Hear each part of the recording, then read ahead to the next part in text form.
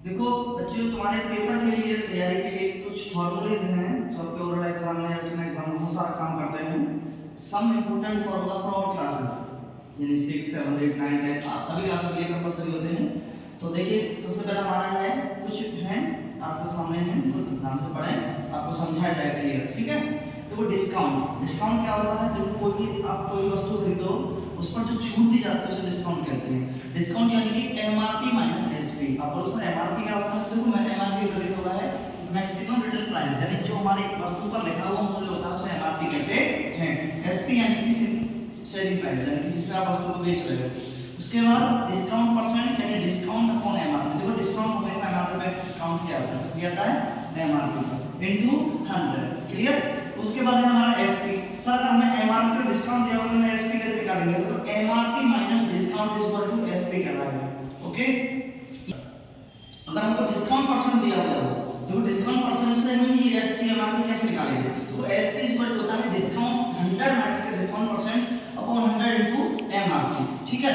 और MRP is equal to होता है 100 upon 100 plus discount percent into SP. याद रखना ध्यान से इसको।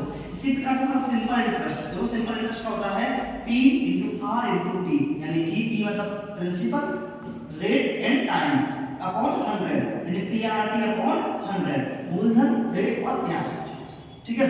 अब आता है अमाउंट। अमाउंट में क्या होगा सर जी? अमाउंट देखो ध्यान रखना, देखो अमाउंट हमेशा जैसे कि CI आप निकालोगे तो यूज करना पड़ेगा आपको। तो यानी कि amount is equal to principal bracket में 1 प्लस R अपॉन 100 की पावर टाइम, यानी जितना भी है। अगर हम इसमें CI निकाल सकता है फार्मूले में, तो CI होता है प्रिंसिपल 1 प्लस R अपॉन 100 की पावर T माइनस 1। माइनस का मतलब है कि इसमें प्रिंसिपल घटेगा, क्या घटेगा? प्रिंसिपल। प्रिंसिपल कॉमन लेंगे तो माइनस 1 आ जाएगा, ओके।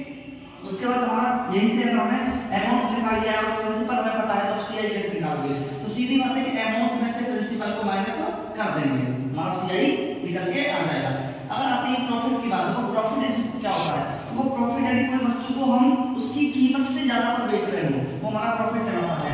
जैसे कि हमने कोई चीज 100 रुपीज की खरीदी, उसको हमने 150 यानी कि 150 को बेच दिया, तो 50 रुपए का फायदा हो गया। तो इसी प्रकार से एसपी यानी बेची गई मूल्य में से यानी सेलिंग प्राइस में से सीपी को हटा देंगे तो हमारा प्रॉफिट आ जाएगा।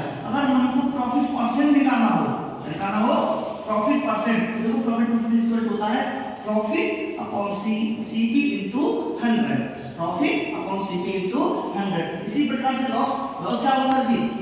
देखो लॉस होता है कि जिस मूल्य में हमने वस्तु खरीदी है हमारी कॉस्ट प्राइस से कम प्राइस में बेचना, कॉस्ट प्राइस से कम प्राइस में बेचना। सीपी माइनस एसपी हमारा क्या कहलाएगा? Loss. Loss percent loss upon CP into 100। इसी प्रकार से अगर देखो कुछ एरिया, जैसे कि हम एरिया ऑफ ट्रायंगल नॉर्मल होता है, देखो यानी 1/2, देखो किसी भी ट्रायंगल का एरिया निकालना हो तो ये नॉर्मली है कि इसको याद रखना, जैसे हम राइट एंगल ट्रायंगल का बोल देते हैं 1/2 इनटू बेस इनटू हाइट। किसी भी ट्रायंगल का अगर हम उसका बेस दिया हुआ हो, हाइट निकाल के तो ये निकाल लेंगे, क्लियर। उसके बाद एरिया ऑफ पैरेललोग्राम, सर ये क्यों दिए? क्योंकि ये इंपॉर्टेंट फार्मूले हैं जो तुम्हारे ओरल एग्जाम में पूछे जाते हैं, ठीक है। तो बेस इनटू हाइट निकालो तो एरिया ऑफ पैरेललोग्राम आ जाएगा।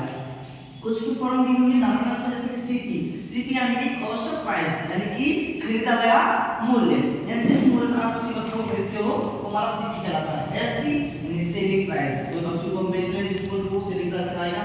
एमआरपी मैक्सिमम रिटेल प्राइस, यानी किसी भी चीज पर, किसी भी वस्तु पर, किसी भी आर्टिकल पर जो वैल्यू लिखी होती है, जो मार्क्स लिखे होते हैं उसको हम एमआरपी कहते हैं।